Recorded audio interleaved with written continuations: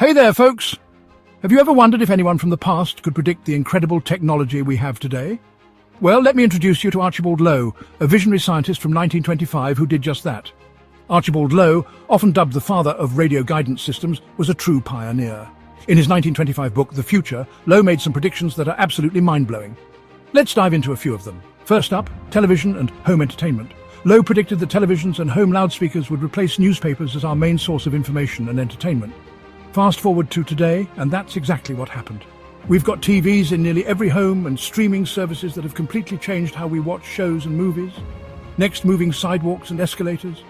Low envisioned these to ease human exertion. And guess what? Now they're everywhere, in airports, malls, and urban centres, making our daily commutes so much easier. Now here's the real kicker: personal communication devices. Low imagined personal radios that would let people communicate over long distances. Sound familiar? Yep, that's pretty much the mobile phone in your pocket right now. It's hard to imagine life without our smartphones. And finally, guided missiles and drones. Low's work on radio guidance systems laid the foundation for these modern technologies. Today, they're not just military tools, but also used for things like aerial photography and delivery services. Archibald Low's predictions weren't just wild guesses. They were grounded in his extensive knowledge and pioneering work. His ability to foresee these advancements shows us the power of imagination and innovation.